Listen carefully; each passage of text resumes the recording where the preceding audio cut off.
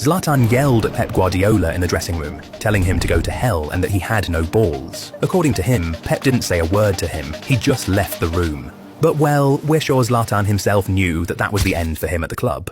Next game, I'm on the bench. Second game, bench. Third game, bench. Fourth game, bench, and then I started to make noise. But I noticed it was not about me performing anymore. It was, I think, my opinion, he felt offended for me saying to him, I needed more space. I said, you want to play with fire? I will bring you fire, but I will burn you. According to Zlatan in his autobiography, Messi started to demand to play down the middle instead of on the wings, so Zlatan had to be sacrificed.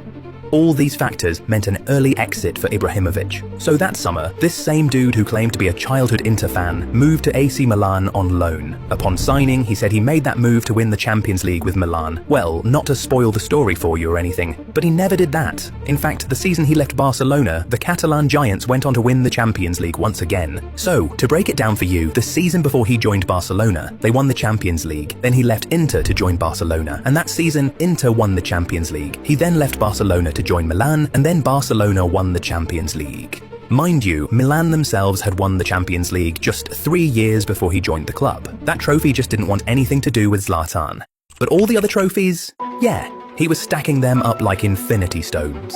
He won the Scudetto and the Golden Boot with Milan, and then he moved to France to join PSG in 2012, becoming the club's first big signing under the new ownership, Qatar Sports Investment. That season was incredible. He became the first player to score for 6 different clubs in the Champions League, finished as Champions League top assist provider and League One top scorer. He also became the first player to hit 30 goals in a single League One season in 23 years, was named League One Player of the Season, and ultimately helped PSG win the league title for the first time in 19 years. He was the one who began this current PSG dynasty. He left in 2016 as the club's all-time highest goal scorer and having won 12 trophies. Now, bear in mind at this point, he was 34 years old, so when he was set to leave France, everyone said should be looking to retire soon.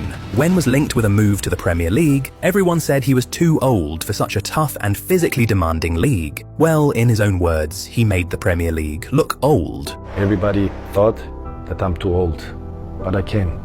And I made the Premier League look old.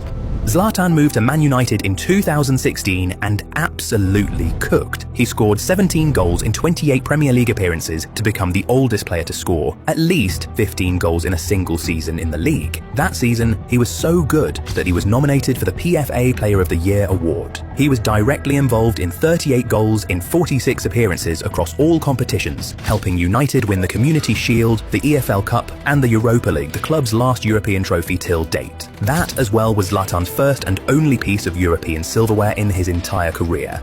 He'd later become the first player to represent 7 different clubs in the Champions League when he played in it for United in 2017. Shame he never got to win it. Anyway, after a brief but successful stint in England, he moved to the MLS to join LA Galaxy at the age of 36. How did he announce himself to the US? This dude took a full page in the LA Times, and all it said was, "Dear Los Angeles, you're welcome." What a guy. But if you think that that explains his ego and arrogance, you haven't seen anything yet. A whole chapter dedicated to that is coming. Anyway, his time in the US was excellent. He absolutely dominated the league with all sorts of amazing goals. Considering his age, everyone thought he'd retire in the US, but he didn't. When he had had enough of the Hollywood experience, he returned to Europe to rejoin Milan at the age of 38. Would he survive at the highest level at that age? You bet he would. See, Milan hadn't won the Scudetto since he helped them win it in 2011. He returned and helped them win it once again. While he was there, he reached 300 career goals in Europe's top 5 leagues, becoming the first person in the 21st century not named Ronaldo or Messi to achieve that feat. He'd finally say goodbye to the sport in 2023, but he made sure not to leave before sealing one last record, becoming the oldest player to score a goal in the history of the Serie A, doing so at the age of 41 years and 166 days. This was some real fine wine. At 40, Ronaldo is in Saudi Arabia. At 38, Messi is in the United States. But at 41, Zlatan Ibrahimovic was playing and winning the league in Italy. He was just a different animal. But what made him truly different from any player we had ever witnessed was his attitude. The things Zlatan did and said during his career made people fear and revere him. I mean, who even wants to mess with a Taekwondo black belt anyway? In 2004, he infamously injured his Ajax teammate Rafael van der Vaart during an international friendly. The Dutchman publicly accused Zlatan of trying to intentionally hurt him. National game against Sweden. Yeah. and he kicked me on the ankle. It was really bad. You can see it on YouTube. And I was lying there, crying almost. And then I looked at him, and he was my teammate at Ajax. He was just walking away. And after the game, I went mad. In the press, I said he did it on purpose. I thought it was okay. Yeah. And then he went totally on me and screaming. I screamed back. And then 2 days later, he left for Juventus. And in response, Zlatan threatened to break both his legs. Also at Ajax, the Swede reportedly punched his own teammate Mido in the dressing room. But to the fair, as the story goes, the Egyptian had thrown a pair of scissors at him. But one day, Zlatan met his match. He and his Milan teammate Oguchi Onyewu got into a brawl during training, and Zlatan left with a broken rib. He came at me, and he describes you as a heavyweight boxer, championship boxer coming at him. And then he describes the moment. I believe he said he headbutted you, and then there was a scuffle, and you guys are on the ground, and then everybody comes on top. He said he suffered broken ribs. What do you remember about that training session?